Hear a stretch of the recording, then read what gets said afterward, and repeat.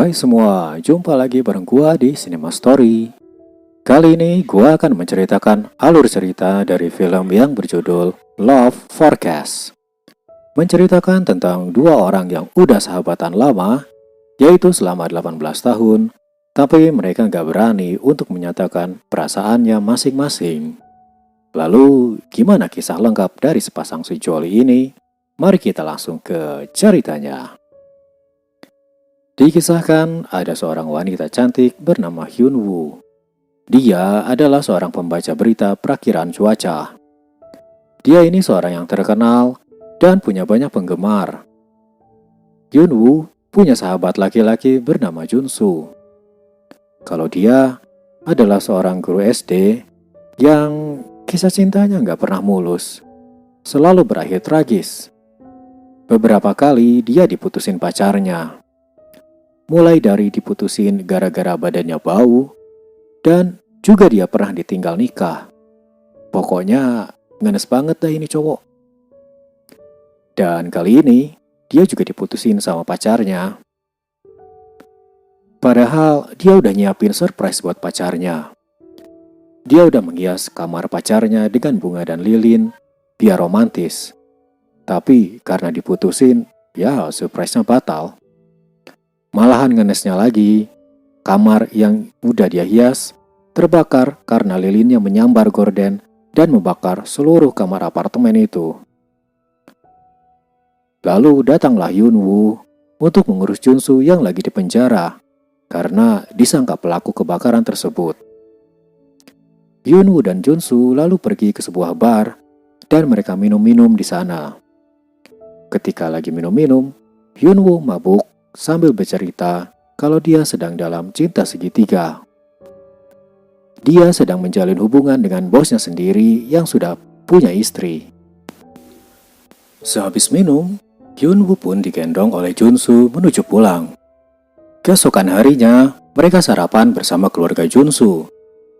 Setelah sarapan, mereka pergi karena Hyun Woo ingin belanja dan Junsu yang menjaganya. Ketika mereka belanja, ada seorang pria tua yang sepertinya adalah fans Hyun Woo. Dia memaksa untuk berjabat tangan dan ngobrol dengan Hyun Woo.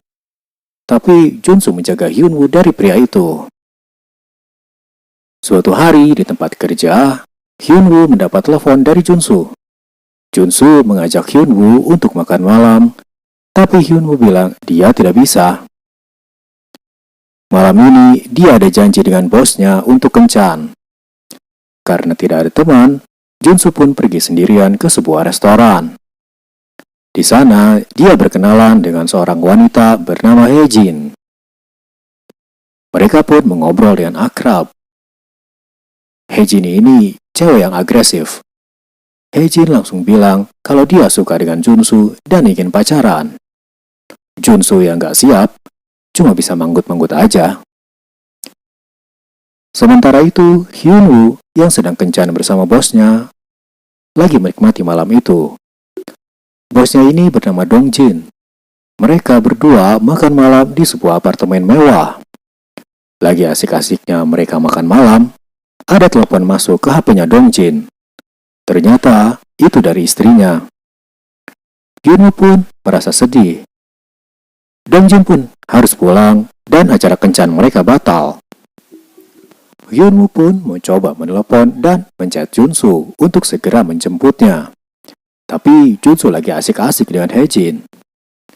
Barulah ketika tengah malam, Junsu melihat HP-nya ada miss call dan chat dari Hyun Woo. Junsu pun langsung menjemput Hyun Woo. Hyun Woo marah kenapa Junsu telat menjemputnya. Dia jadi tidak mau pulang dan ingin minum saja. Tapi Junsu melarang. Junsu langsung menghabiskan satu botol minuman dan mengajak Hyun Woo pulang. Tapi ternyata dia nggak kuat dan langsung pingsan karena mabuk. Suatu hari di kantor Hyun Woo, tersebar berita kalau Hyun Woo ada skandal dengan seorang pria beristri. Dong Jin pun langsung merasa bahwa berita itu adalah dirinya. Ketika mereka pulang, Dong Jin langsung berbicara di telepon kalau hubungan mereka sudah tak bisa dilanjutkan. Dong Jin pun memutuskan Hyun Woo. Hyunwoo cuma bisa terpaku gak tahu harus berbuat apa. Hyunwoo merasa patah hati. Sementara itu, Junsu sedang makan pizza bersama pacar barunya Haejin. Ketika enak-enak makan, datang seorang pria bertubuh besar mengaku sebagai pacar Haejin. Junsu pun tak bisa berbuat apa-apa dan Haejin pun akhirnya ikut dengan pria itu. Junsu merasa patah hati. Di bar tempat biasa, Hyunwoo dan Junsu terlihat galau berat.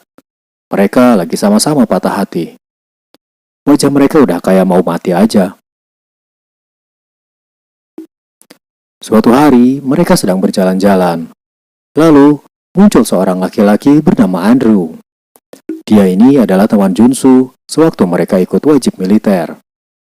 Mereka bertiga pun mengobrol sambil makan malam. Di tengah makan malam, Junsu mendapat telepon dan harus segera pergi.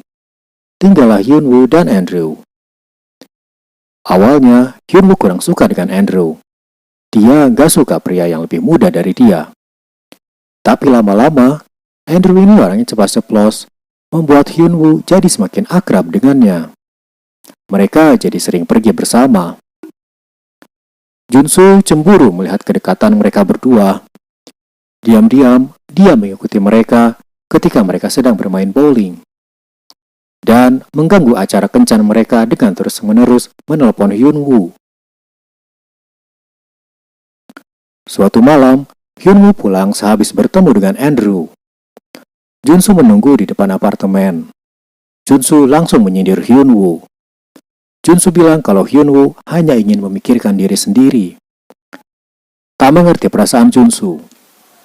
Junsu bilang kalau Hyunwoo hanya ingin memikirkan diri sendiri. Tak mengerti perasaan Junsu. Junsu bilang juga kalau Hyunwoo itu egois karena merebut suami orang. 18 tahun Junsu mendukung Hyunwoo dan tak pernah dipedulikan. Junsu merasa patah hati karena sikap Hyunwoo. Hyunwoo mendengar semua omongan Junsu dan meminta untuk jangan menemuinya lagi. Hubungan mereka kini jadi hancur. Suatu hari di kantor Hyunwoo, berita tentang dirinya tersebar di internet. Dongjin, bos sekaligus pelaku dari cinta segitiga ini, mengundurkan diri dari pekerjaannya. Sementara Hyunwoo dimarahi habis-habisan sampai ditampar oleh rekan kerjanya. Junsu mengetahui berita yang tersebar dan langsung mencari Hyunwoo. Tapi dia tak bisa menemukannya di mana-mana. Ternyata Hyunwoo pulang ke rumah ibunya di Jeju. Dia mencoba untuk menenangkan diri. Setelah beberapa waktu berlalu, Hyunwoo memutuskan untuk pergi ke Eropa. Junsu mengetahui hal ini. Dia langsung berlari mengejar Hyunwoo. Ketika taksi Hyunwoo akan pergi, Junsu menghentikannya. Setelah itu, Junsu mengajak Hyunwoo ke suatu tempat. Tempat itu adalah wahana ketinggian. Di sana, Junsu mencoba untuk mengungkapkan perasaannya pada Hyunwoo. Akhirnya, Junsu pun berhasil mengungkapkan perasaannya dan Hyunwoo pun menerimanya. Akhirnya, persahabatan mereka yang sudah 18 tahun kini telah menjadi sepasang kekasih. Oke guys, itulah tadi seluruh alur cerita dari film Love Forecast. Akhirnya happy ending. Terima kasih buat kalian yang udah menonton. Sampai jumpa di video berikutnya.